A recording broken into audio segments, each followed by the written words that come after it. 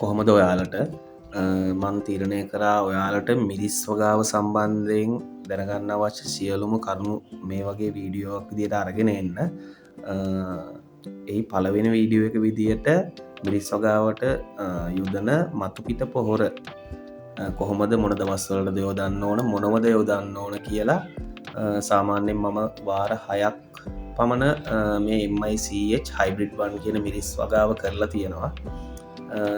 ඒ වෙලාවල් වලදී මං ගොඩක් දුරට සාර්ථක වුණා.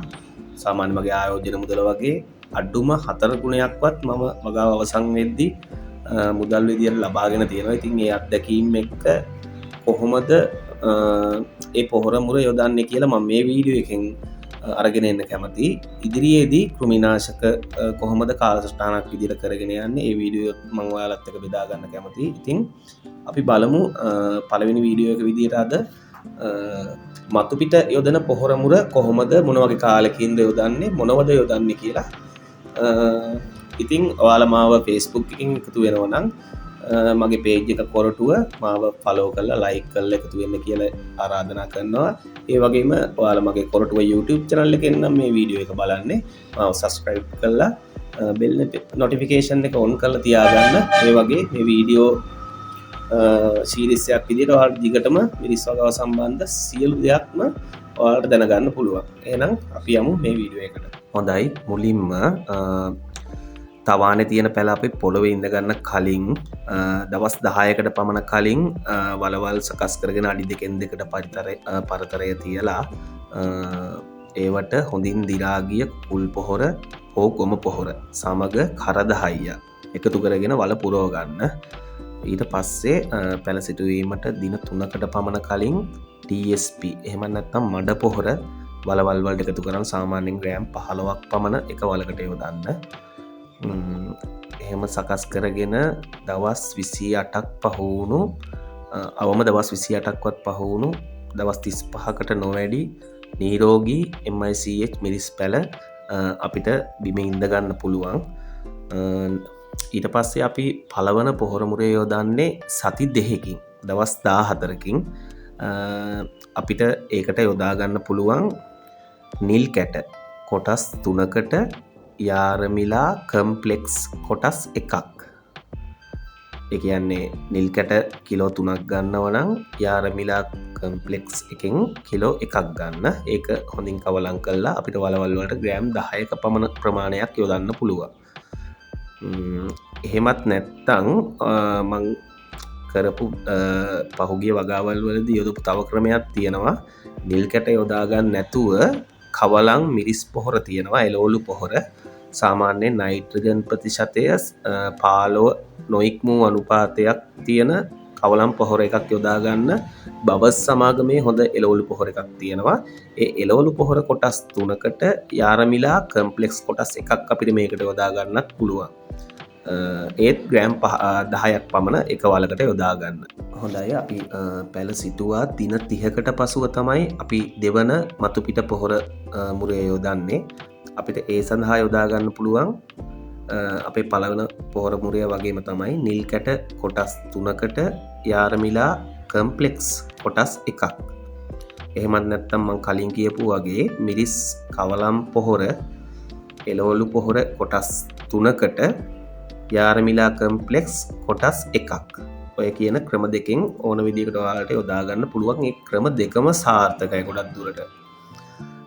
ඊට පසුව අපි දවස් 30කින් මේ දෙවනි පොහොර මුරේ යොදන්නේ. එතනින් පසුව අපි සෑම දවස් 21කට වරක්ම වගාව අවසන් වන තුරුම අපි පොහොර යොදන්න ඕන. ඉතින් අපි මේ දවස් 30න් පස්සේ එළමෙන දවස් 21කින් අපේ තුන්වන පොහොර මුරේ යොදනවා. ඒකට අපි යොදන්නේ නිල් කැට කොටස් 2යි. අපි මේකට අලුතෙන් එකතු කරනවා පොහොරක් දම් කැට පොහොර කියලා. ඔයාලා කෘමිනාශක කඩයකින් ඉල්ලුවම ඔයාලට පොහොර කඩයකින් ගන්න පුළුවන්. නිල් කැට කොටස් 2කට දම් කැට කොටස් 2කට යාරමිලා ටාගට් කොටස් 1ක්. මුලින් යොදපු එක නෙමෙයි, යාරමිලා කම්ප්ලෙක්ස් නෙමෙයි, යාරමිලා ටාගට් කොටස් 1ක්.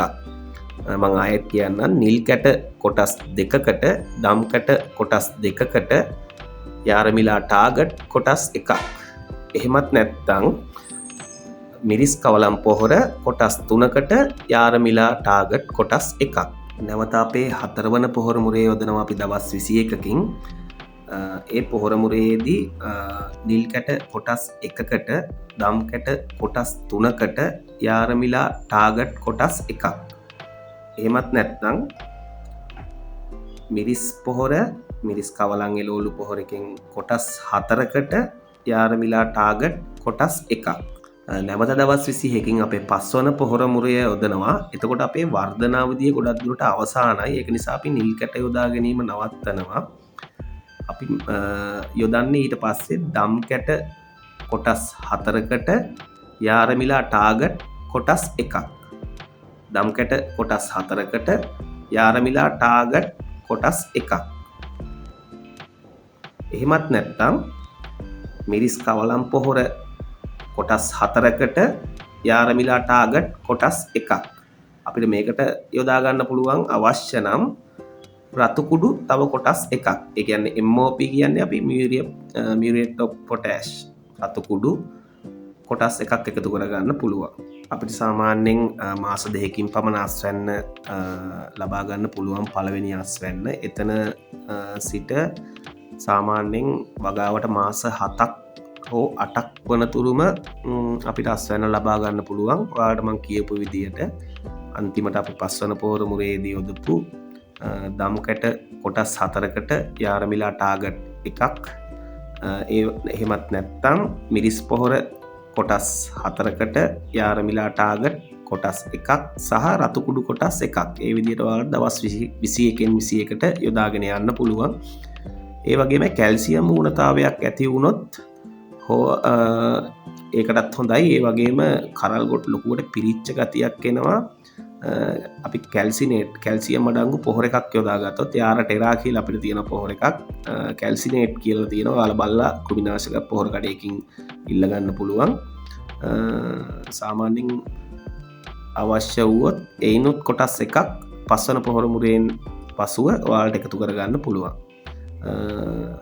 ඉතින් මේ විඩියෝ එකෙන් මම දැනට සමුගන්නවා ඔයාලට නැවත කෘමිනාශක සහ දියර පොහොර වර්ග කොහොමද කාලසටහනක් විදිහට යොදාගෙන යන්නේ කියලා වීඩියෝයක් අරගෙන එන්නම්. එහෙනම් අපි ඊළඟ වීඩියෝ එකකින් හමු වෙමු.